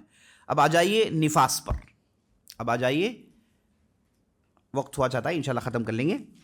نفاس وہ خون ہے جو عورت کو بچہ پیدا ہونے کے بعد اس سے خارج ہوتا ہے۔ اس کی مدت میں نے آپ کو بتا دی 40 دن کی ہوتی ہے نا۔ اگر اس سے پہلے اسے معلوم ہو جائے، وائٹ ڈسچارج اگر ہو جائے جس سے معلوم ہوتا ہے کہ حیض ختم ہو گیا، نفاس ختم ہو گیا، اگر وہ اس نے دیکھ لیا تو ایسی صورت میں وہ باہر آ جا سکتی ہے انشاءاللہ۔ تو حیض کی حالت میں جیسے وہ نماز نہیں پڑھے گی، روزہ نہیں رکھے گی، اسی طریقے سے نفاس کی حالت میں نہ وہ روزہ رکھی نہ نماز پڑھے، بالکل حائضہ جیسی ہے نفاس والی عورت، ہے نا۔ یہ بہت ہی اہم احکام ہے۔ اچھا، اگر کوئی عورت سے بچہ گر گیا، ہے نا، بچہ گر گیا تو کیا کرے گی؟ اگر بچہ گر گیا تو اس بچے کو دیکھا جائے گا، اگر اس پر انسانوں کے ملامح، انسانوں کی علامت ہے، یعنی آنکھیں ہیں، یعنی انسان وہ بن گیا ہے۔ عام طور پر 80 دن کے بعد، 81 ڈیز کے بعد ایسے ہو جاتا ہے۔ اگر وہ بالکل انسان کے شکل میں آ گیا ہے، ہاتھ پیر دکھ رہے ہیں، تو ایسی صورت میں وہ جو خون اس کے بعد نکلے گا، اس خون کو وہ نفاس خون مانے گی، یعنی بچہ جنے جیسا ہے معاملہ۔ اگر جو بچہ گرا ہے وہ گوشت کا ایک ٹکڑا ہے، ابھی انسان نہیں بنا ہے، تو ایسی صورت میں اس کے بعد جو خون آئے گا وہ خون کیا ہے؟ نفاس کا خون نہیں ہے، نفاس کا خون نہیں ہے، جس کے لیے وہ نماز نہیں چھوڑے گی، ہے نا، جس کے لیے وہ نماز پڑھے گی۔ تو یہ اہم احکامات تھے عورتوں سے متعلق۔ تو یہاں پر ہم اپنی بات روکتے ہیں انشاءاللہ۔ الحمدللہ طہارت کو لے کر جو بھی اہم باتیں ہیں آپ کے سامنے آ گئی ہیں۔ آپ کے پاس نوٹس ہیں، بہت ہی خوبصورت نوٹس ہیں، اسے آپ جائیے تفصیل سے پڑھیے گا انشاءاللہ، اور یہ آپ کے لیے سمجھیے کہ ایک ریفرنس بک ہوگا طہارت کے مسائل کے لیے انشاءاللہ۔ اور جہاں تک عورتوں کے مسائل ہیں، میں سمجھتا ہوں کہ اکثر چیزیں آ گئی ہیں، اس کے علاوہ اور بھی مسائل ہوتے ہیں، اگر ان کے پاس سوال ہے تو پوچھ سکتے ہیں انشاءاللہ۔ سوال کر رہے ہیں کہ مہندی لگانے کے بعد اور 2 دن کے بعد وہ مہندی نکلنا شروع ہوتی ہے، لیکن مہندی کے لیے دیکھیے آپ آرام سے وضو کر سکتے ہیں، کوئی حرج نہیں۔ مہندی نبی صلی اللہ علیہ وسلم زمانے میں عورتیں لگاتی تھیں، کہیں پر بھی مہندی لگانے کے لیے ایسی کوئی چیزیں اس میں نہیں تھیں۔ کیا عورتیں اسکارف پر مسح کر سکتی ہیں؟ نہیں، وہ نہیں کرے گی، اسکارف پر مسح نہیں کرے گی۔ آپ نے کہا کہ جو ہے پیپ جو ہے نجس ہے، اگر کوئی نماز پڑھ رہا ہے تو اس کے پمپل پھوٹ کے اگر وہ نجس نکل جائے تو کیا کریں؟ اگر نماز کی حالت میں ہے تو اسے دستی سے پوچھ کے اسے الگ کر لیں۔ جیسے آپ کو میں نے بتایا، تھوڑا خون، تھوڑی نجس جو ہے یہ معاف ہے انشاءاللہ۔ وضو کے دوران کیا صابن استعمال کرنا جائز ہے نا؟ جیسے ہاتھ ہم نے دھویا پھر جو ہے صابن سے چہرہ نہیں، وضو مستقل عبادت ہے، پہلے آپ اپنا چہرہ صابن سے دھو لیں، اس کے بعد وضو شروع کریں۔ وضو شروع کرنے کے بعد بیچ میں انٹرپٹ نہ کریں کسی بھی چیز سے، یہی صحیح طریقہ ہے۔ سوال کر رہے ہیں کہ کیا اگر کوئی غسل کا نہانا، اگر کوئی سوئمنگ پول میں جیسے آپ نے بتایا نیت کر کے چھلانگ لگا دے تو کیا پورا پانی نجس نہیں ہو جائے گا؟ جواب یہ ہے کہ سوئمنگ پول کا پانی بہت زیادہ ہوتا ہے. اگر پانی کم ہے نا، اس کے بعد آپ کو میں نے بتایا کہ جو منی ہوتی ہے وہ طاہر کے حکم آتی ہے، تو ایسی صورت میں پانی نجس نہیں ہوتا. اگر جو ہے جھینگیر یعنی اگر جھنگر اگر کھانے میں گر جائے تو کیا کریں؟ نکال کے پھینک جائیں. اور دیکھیے اگر آپ کا جو کھانا ہے وہ سالڈ ہے تو کوئی اثر نہیں ہے نا. اس تعلق سے بھی اہل علم میں لکھا ہے نا، جھنگر گر گیا تو اب اسے اٹھا کے پھینکیے. کوئی دوسرا انسیکٹ گر گیا اٹھا کے پھینکیے. اور آپ کے پاس چاول رکھا اس پہ چوہا گر گیا ہے نا، آپ اٹھا کے پھینک دیے ہیں تو وہ ہے نا، وہ جو سالڈ ہے آپ کو جو حصہ جو ہے سالڈ کا گندا نظر آتا ہے اسے اٹھا کے پھینک کے جو صاف استعمال کر لے سکتے ہیں. اگر پانی میں چوہا گر گیا جسے پانی کا رنگ بدل گیا اور پانی کم ہے، ایسی صورت میں پورا پانی نجس ہو جاتا ہے. کوئی جیسے یہ سب ہے نا گندے ہیں، یہ نجس ہیں. کون سے؟ جھنگر ہو گیا اور دوسرے جو انسیکٹس ہیں، دوسرے جو یہ حشرات ہیں ہے نا، یہ سب ہے نا ریپٹائلس ہیں، یہ سب ہے نا گندے ہیں، نجس ہیں. یہ اگر آپ کے کھانے میں گر جائے اور اسے آپ کو جو ہے ڈسپوز کرنا پڑے گا. پانی میں گر جائے، پانی کا رنگ بدل گیا، بو بدل گیا، ٹیسٹ بدل گیا تو ایسی صورت میں پورا یہ نجس ہو جاتا ہے. آپ کو میں نے بتا دیا اگر پانی بہت زیادہ ہو تو وہ اصل میں گندگی اٹھاتا ہی نہیں ہے، گندگی اس میں ڈائلیوٹ ہو جاتی ہے. یہ باتیں ہو رہی ہے پانی اگر کم ہو تو. اگر پسینہ، دیکھیے پسینہ بھی نجس نہیں ہے، طاہر ہے. پسینہ بھی نجس نہیں ہے، طاہر ہے. کیا عمر والے ڈائپر پہن کے نماز پڑھ سکتے ہیں؟ ہاں ضرور پڑھ سکتے ہیں، کوئی حرج نہیں انشاءاللہ. اگر بعض لوگ چھینکتے ہیں تو پیشاب نکل جاتا ہے تو ایسی صورت میں اگر انہیں بیماری ہے، بعض لوگوں کو سلسل بول کے نام سے ایک بیماری ہوتی ہے نا، انہیں پتہ ہی نہیں چلتا، پیشاب کے خطرے نکل آتے ہیں. اگر یہ بیماری ہے تو کوئی حرج نہیں انشاءاللہ، وضو ان کا ٹوٹتا نہیں، وہ اسی حالت میں نماز پڑھ سکتے ہیں. البتہ ہر نماز کے لیے وضو کریں گے، ہر نماز کے لیے وضو کریں گے. اگر یہ بیماری نہیں، کبھی ایسا ہو گیا تو ایسی صورت میں جا کر وہ حصے میں پانی ڈال کے صاف کر کے وضو کر کے نماز پڑھنا چاہیے اگر بیماری نہ ہو تو. یہ بلی کے بارے میں پوچھ رہے ہیں، بلی اگر گھر میں کسی حصے میں پیشاب کر دے تو کیا کرے؟ میں نے آپ کو بتا دیا بلی کا جو حکم ہے میں نے آپ کو بتا دیا. حالانکہ اس کا گوشت کھانا حلال نہیں ہے، لیکن یہ ہے نا مسلمانوں کے گھر میں قدیم زمانے سے آتی جاتی ہیں تو اسے ان لوگوں میں شمار کریں گے جیسے بکری ہو گئے، گائے ہو گئے، ان میں اسے شمار کیا جائے گا. کیا حائضہ عورت کسی میت کو غسل دے سکتی ہے؟ وہ الگ بات ہے، دے سکتی ہے، کوئی حرج نہیں انشاءاللہ. واللہ اعلم. چھینٹے نہیں، اگر آپ کو تو کنفرم کرنا پڑے گا. آپ ہے نا ایسی جگہ بیٹھے اور ایسے انداز سے قضاء حاجت کریں جس سے آپ کے کپڑے پر چھینٹے نہ اڑیں. اگر آپ کو یقینی طور پر معلوم ہو گیا اڑ گئے ہیں تو اس میں آپ کو پانی ڈالنا پڑے گا. ہاں سوال کر رہے ہیں کہ نیل پالش جو لگاتے ہیں اس سے کیا وضو ہوتا ہے؟ دیکھیے نیل پالش وہ ایک قسم کا ویکس ہوتا ہے، تو اگر کسی عورت نے لگایا ہے تو اس کا وضو نہیں ہوتا ہے. اسے وہ چھیل کر نکالے گی پھر وضو کرے گی، ہے نا. اس لیے ایک دوسرا طریقہ ہوتا ہے جس سے وہ نیل پالش جیسا دکھتا ہے، جیسے مہندی وغیرہ لگا لیتے ہیں، یہ جائز ہے انشاءاللہ. لیکن یہ جو لیکوڈ لگاتے ہیں جو ویکس جیسا ہوتا ہے وہ ناخن میں پانی پہنچنے سے اور روکتا ہے، تو اس لیے وضو ہو نہیں پائے گا، اسے نکال کر وضو کرنا پڑے گا. اسی طریقے سے لپسٹک ہو گیا، اسی طریقے سے دوسرے جو ہے یہ جو کاسمیٹکس ہیں وہ ہیں، اگر یہ چمڑے میں پانی سے روک رہے ہیں تو وضو نہیں ہو سکتا. یہ لگا لیں، اگر وضو کرنا تو ان چیزوں کو اتار کے پھر وضو کریں. واللہ اعلم. سوال کر رہے ہیں کہ ایک نماز میں نے وضو کر کے پڑھی، اس کے بعد دوسرا وقت آیا تو اب مجھے معلوم ہے کہ میں نے وضو کیا ہوا ہے، لیکن اب مجھے شک آ رہا ہے کہ کہیں میرا وضو ٹوٹ گیا کہ نہیں ٹوٹا ہے. میں نے آپ کو قاعدہ بتایا کہ یقین جو ہے وہ شک سے زائل نہیں ہوتا. تو اگر آپ کو یقین ہے کہ میرا وضو ٹوٹا نہیں، آپ کو یاد نہیں ہے کہ کوئی بھی ایسی چیز ہو جس سے وضو ٹوٹ گیا ہو، ہے نا، تو آپ کو اس کے وضو میں ہونے کا یقین ہے تو یقین مان کر چلیے. آپ وہ دوبارہ وضو مت کریے، بغیر وضو کے نماز پڑھ لیجیے.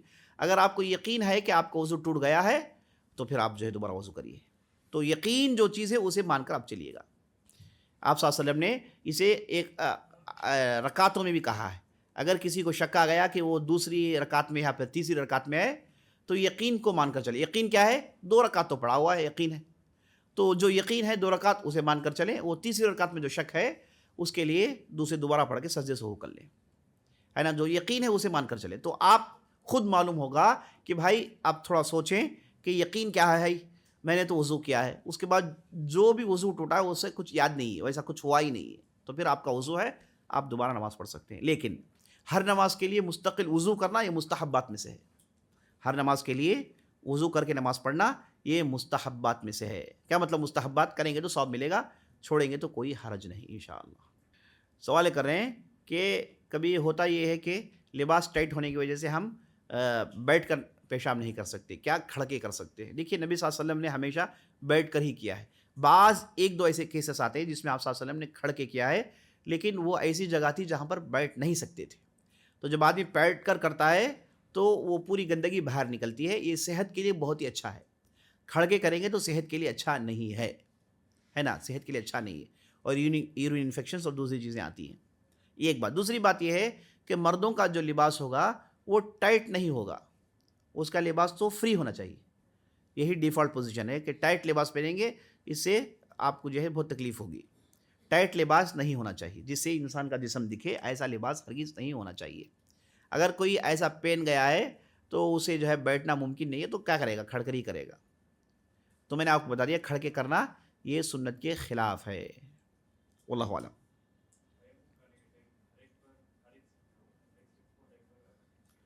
سوال کر رہے ہیں کہ کیا تیمم کے لیے ہر سٹیپ کے لیے ہر بار آپ کو زمین میں مارنا پڑے گا؟ نہیں، میں نے آپ کو بتا دیا کہ ایک ہی مرتبہ ماریے.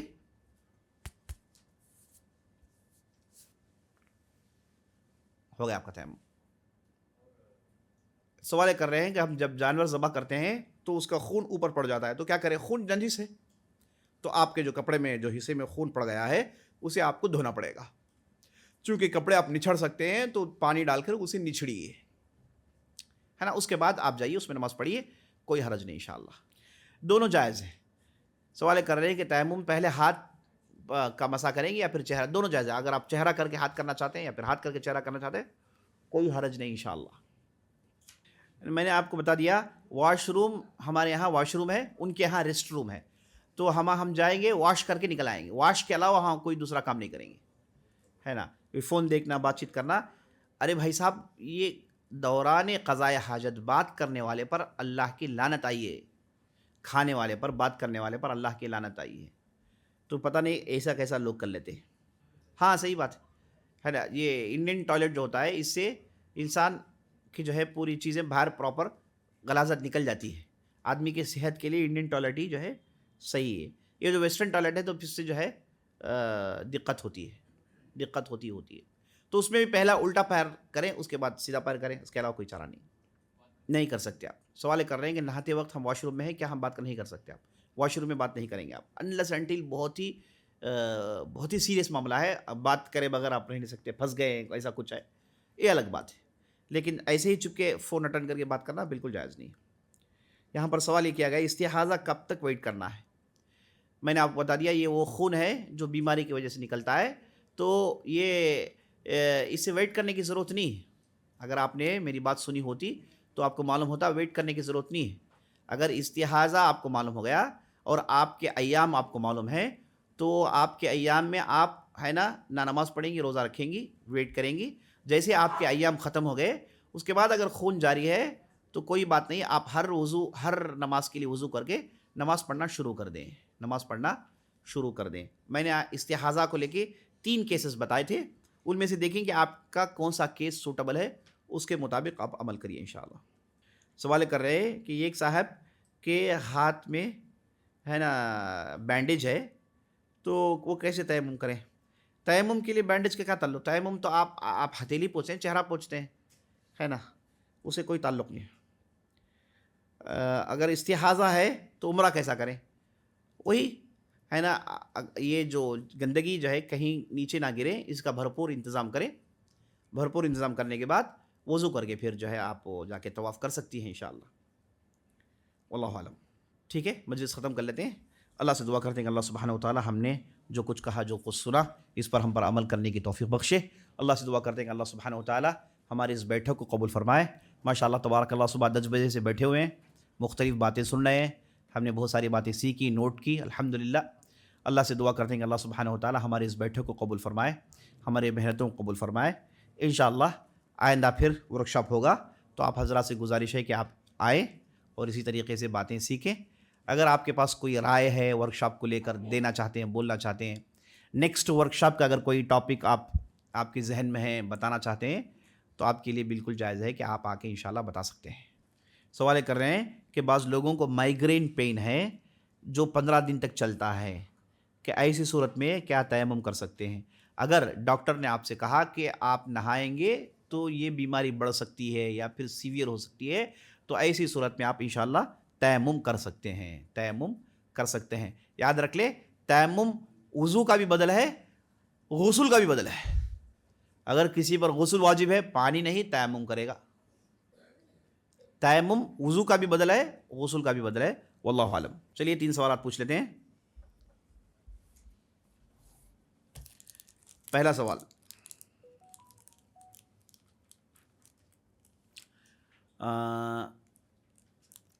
حدث کسے کہتے ہیں اور دونوں کی کتنی قسمیں ہیں، دونوں کے کیا نام ہیں؟ حدث کسے کہتے ہیں، کتنی قسمیں ہیں؟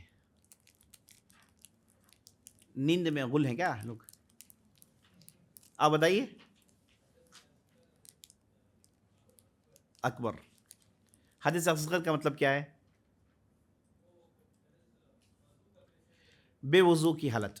حدث اکبر جنابت، مرد ہے تو جنابت کی حالت، عورت ہے تو حیض اور نفاس کی حالت. آئیے ماشاءاللہ.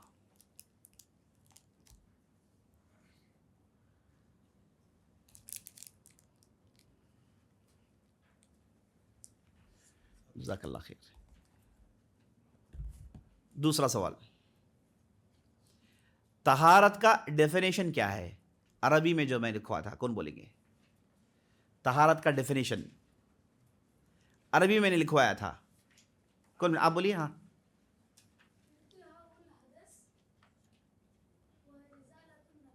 آئیے، دیکھ کے مت پڑھیے، کیوں یاد نہیں کیا آپ؟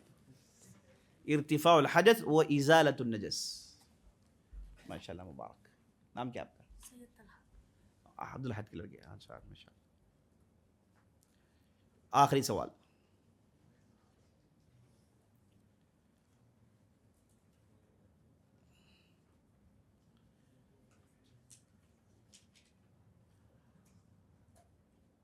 ساکس میں مسح کر سکتے ہیں، ہے کہ نہیں؟ کر سکتے ہیں. تو وہ ساکس کے لیے کیا کنڈیشنز ہیں؟ کس پر مسح کر سکتے ہیں؟ اس کے میں نے کنڈیشنز بتائے. کون بتائیں گے پورے کنڈیشنز؟ کون بتائیں گے؟ آپ بتائیے.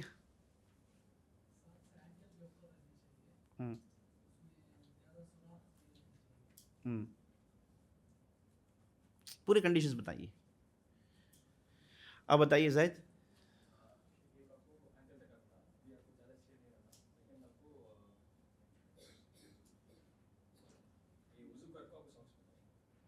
اچھا، اور ہاں جی بولیے.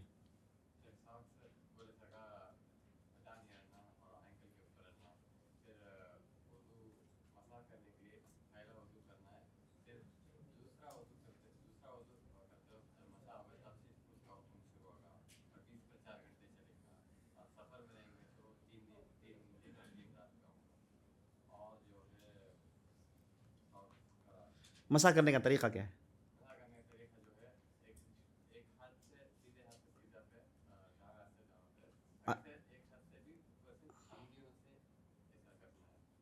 مطلب اس کے لیے الگ پانی اٹھانا چاہیے. ہاں آئیے بسم اللہ. ٹھیک ہے، مجلس ختم کر لیتے ہیں. اللہ سے دعا کرتے ہیں کہ اللہ سبحانہ و تعالی ہم نے جو کچھ کہا، جو کچھ سنا، اس پر ہم پر عمل کرنے کی توفیق بخشے. اللہ سے دعا کرتے ہیں کہ اللہ سبحانہ و تعالی ہمارے اس بیٹھک کو قبول فرمائے. ماشاءاللہ تبارک اللہ. صبح 10 بجے سے بیٹھے ہوئے ہیں، مختلف باتیں سن رہے ہیں. ہم نے بہت ساری باتیں سیکھی، نوٹ کی الحمدللہ. اللہ سے دعا کرتے ہیں کہ اللہ سبحانہ و تعالی ہمارے اس بیٹھک کو قبول فرمائے، ہمارے محنتوں کو قبول فرمائے. انشاءاللہ آئندہ پھر ورک شاپ ہوگا تو آپ حضرات سے گزارش ہے کہ آپ آئیں اور اسی طریقے سے باتیں سیکھیں.